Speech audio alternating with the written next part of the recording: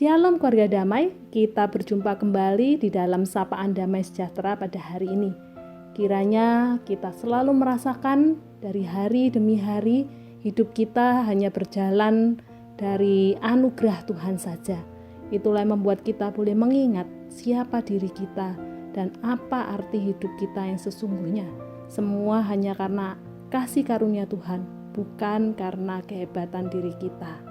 Karena itu marilah kita memulai hari kita dengan kita juga terus rindu mengetahui apa yang Tuhan inginkan untuk kita lakukan pada hari ini dan dalam kehidupan kita terus menerus panjang hari.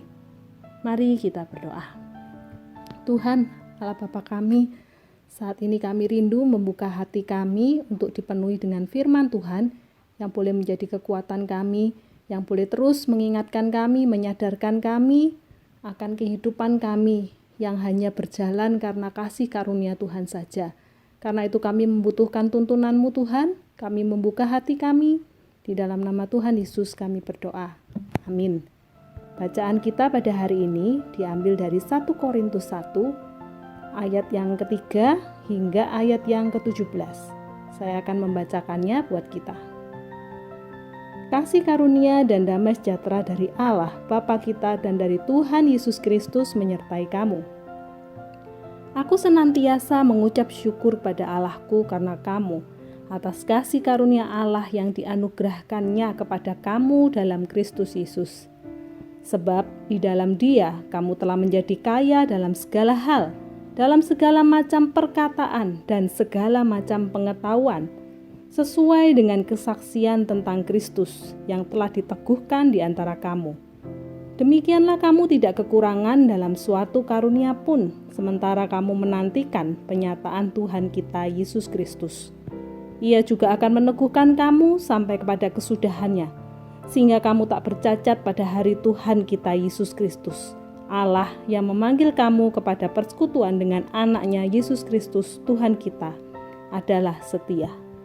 Tetapi aku menasihatkan kamu, saudara-saudara, demi nama Tuhan kita Yesus Kristus, supaya kamu seia sekata dan jangan ada perpecahan di antara kamu, tetapi sebaliknya, supaya kamu erat bersatu dan sehati sepikir.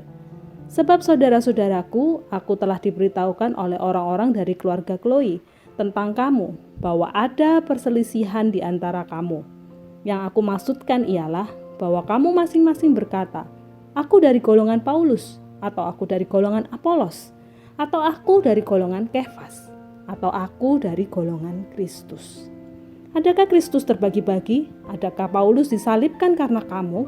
Atau adakah kamu dibaptis dalam nama Paulus? Aku mengucap syukur bahwa tidak ada seorang pun di antara kamu yang aku baptis selain Krispus dan Gaius, sehingga tidak ada orang yang dapat mengatakan bahwa kamu dibaptis dalam namaku. Juga keluarga Stefanus aku yang membaptisnya. Kecuali mereka, aku tidak tahu, entahkah ada lagi orang yang aku baptis.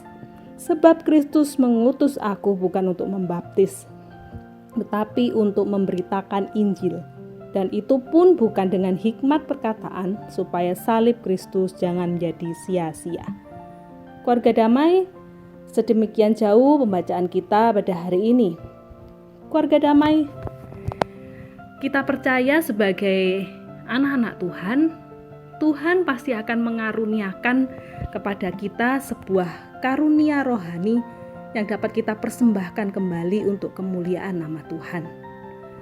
Di dalam bacaan kita pada hari ini dari 1 Korintus pasal 1, ayatnya yang ke-5 berkata, sebab di dalam Dia kamu telah menjadi kaya dalam segala hal, dalam segala macam perkataan dan dalam segala macam pengetahuan. Nah, di sini berarti kita mendapati bahwa ketika kita hidup di dalam Tuhan, Tuhan itu yang juga akan menambah-nambahkan hikmat dan pengenalan di dalam Dia. Dan semua hikmat itu memperlengkapi kita, menumbuhkan sebuah karunia rohani yang dapat kita gunakan sebenarnya untuk melayani Tuhan. Akan tetapi, Bapak, Ibu, dan saudara-saudari yang terkasih dalam Tuhan, yang menjadi bahaya yang dicermati di dalam bacaan kita pada hari ini adalah masalah kesombongan karena memiliki karunia rohani. Seringkali anak-anak Tuhan bisa jadi terjebak di dalam masalah kesombongan karunia rohani ini. Kesombongan sendiri merupakan sebuah penyakit rohani yang seringkali itu tidak disadari oleh banyak orang, bahkan termasuk anak-anak Tuhan. Bahkan jenis penyakit ini seringkali pun juga mewabah tidak hanya di kalangan para hamba Tuhan, bagi mereka yang merasa memiliki karunia rohani atau pelayan-pelayan Tuhan. Bahkan jemaat sendiri pun juga bisa menjadi orang-orang yang terlalu meninggikan karunia rohani ini. Sebut saja ada orang-orang yang cukup fanatik kepada seorang pemimpin rohani tertentu karena dia merasa, wah, pendeta ini atau hamba Tuhan ini sungguh memiliki suatu karunia yang besar. Ketika seorang melihat kemampuan, melihat karunia seseorang, itu yang membuat dia menjadi seorang yang lupa untuk melihat Tuhan, tetapi justru melihat kepada pribadi orangnya. Nah, inilah bahaya-bahaya yang seringkali mungkin tidak disadari. Dan inilah juga hal yang terjadi dalam kehidupan jemaat di Korintus. Kita bisa melihat penafsir menceritakan gitu ya, Bapak Ibu, kondisi jemaat di gereja Korintus. Gereja di Korintus ini dikenal sebagai gereja yang memiliki program pelayanan yang baik, termasuk di dalamnya dalam hal pengajaran dan juga pembawa firman. Bahkan bisa dikatakan jemaat di Korintus ini mengalami kemajuan rohani yang cukup pesat. Nah, akan tetapi karena merasa sudah berhasil secara rohani, mereka pun mulai membanggakan diri dan menjadi orang-orang yang sombong secara rohani.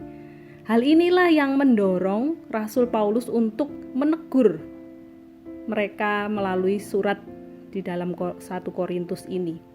Ketika orang mulai merasa bahwa dirinya lebih dari yang lain, lebih benar, lebih baik, lebih rohani, lebih maju, lebih terkenal dan sebagainya, saat itulah dia sebenarnya sedang jatuh di dalam dosa kesombongan.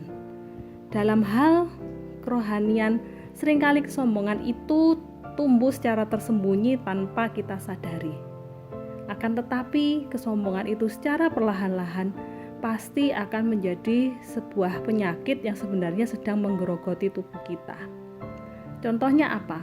Ketika jemaat melihat gitu ya, seseorang yang mungkin dia lihat sebagai orang yang memiliki karunia rohani demikian tinggi, namun ketika orang tersebut jatuh atau memiliki kelemahan tertentu, atau ketika dia melakukan suatu kesalahan gitu ya tertentu, maka jemaat ini pun juga menjadi orang yang ikut jatuh rohaninya, karena dia melihat, wah, ternyata orang yang memiliki karunia rohani aja seperti itu gitu, apalagi kita nih jemaat.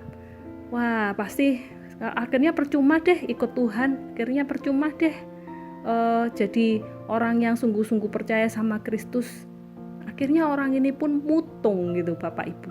Nah, ini bahayanya. Kesombongan rohani membuat kita lupa akan siapa Tuhan yang sesungguhnya. Tuhan yang mengaruniakan karunia tersebut yang dipakai untuk melayani Tuhan kembali. Bukan membuat orang justru lupa akan Tuhan atau terdistrak dari siapa Tuhan yang sesungguhnya. Keluarga damai yang terkasih dalam Tuhan, bagaimana dengan kita saat ini? Marilah kita mengkoreksi ataupun melihat diri kita masing-masing. Apakah kita pun termasuk orang-orang yang jangan-jangan sedang terjangkit penyakit kesombongan rohani ini?